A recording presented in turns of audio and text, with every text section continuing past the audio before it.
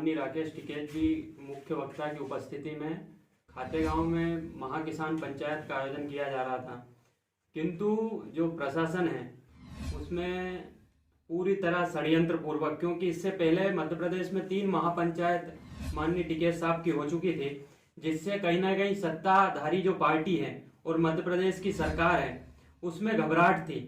मध्य प्रदेश के मुखिया लगातार चाह रहे थे कि माननीय राकेश जी टिकैत मध्य प्रदेश ना आए, जिससे कि मध्य प्रदेश के जो किसानों की समस्या है और मध्य प्रदेश में जो लगातार किसान आत्महत्या कर रहे हैं, जो खेती जो है वो घाटे का सौदा बनती जा रही है और न्यूनतम समर्थन मूल्य से नीचे हर एक फसल मध्य प्रदेश में आज बिक रही है।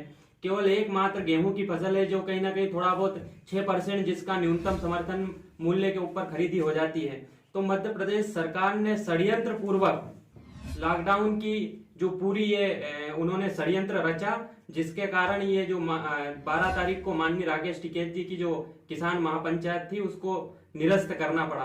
क्योंकि अभी हाल ही में जो 1-2 दिन पहले जो आदेश निकाला था उसमें सोमवार सुबह 6 बजे तक का लॉकडाउन का आदेश था, लेकिन सरकार और जो यहाँ का लोकल प्रशासन है जो पूरी तरह भारतीय जनता पार्टी की चाटुकारिता करने में लिप्त हैं, पूरे यहाँ के अधिकारी वो इसको आगे बढ़ा रहे हैं। इस कारण हम इस जो महापंचायत है उसको आगे बढ़ा रहे हैं, इसको निरस्त नहीं करते हुए इसको आगे बढ़ा रहे हैं कुछ दिनों के लिए, जब तक की स्थितियां सामान्य ना हो जाए तब तक के लिए इसको आगे बढ़ाया जा रहा है। डिसाइड नहीं की गई है, क्योंकि जो जिस प्रकार की चीजें हो रही है उसके कारण अभी जब तक स्थितियां सामान्य ना हो जाए, और इसके साथ ही आप देख रहे हैं हमारे मध्य प्रदेश में उपचुनाव भी चल रहे हैं। एक और तो शिवराज सिंह चौहान जी भोपाल में बैठकर सत्याग्रह करते हैं स्वास्थ्य के लिए, और दूसरी ओर दमोह में जाकर लोगों से अपील करते हैं कि घर से बाहर निकलिए, और पूरे प्रदेश में अपील करते हैं कि घर के अंदर रहिए।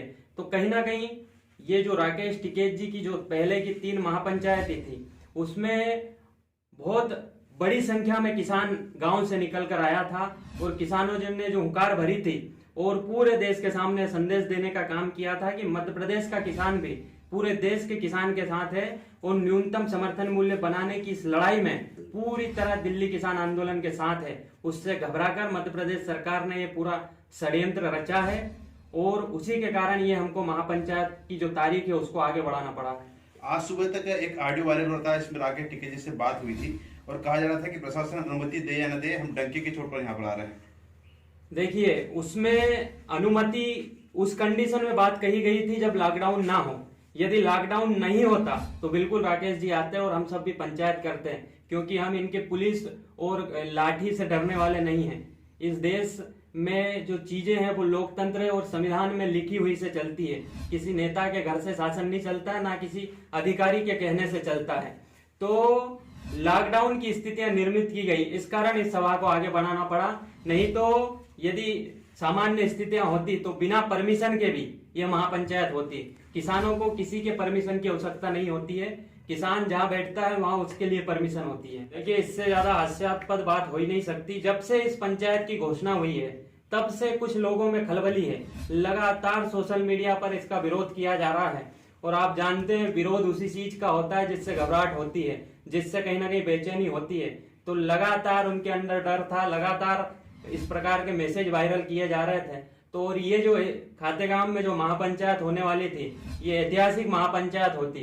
मध्य प्रदेश की जितनी भी महापंचायत अभी 3 हुई है उससे भी बड़ी भीड़ और किसान का समर्थन इसको मिलने वाला था, क्योंकि लॉकडाउन की परिस्थितियां निर्मित की गई, इस कारण इसको आगे बढ़ाया जा रहा है।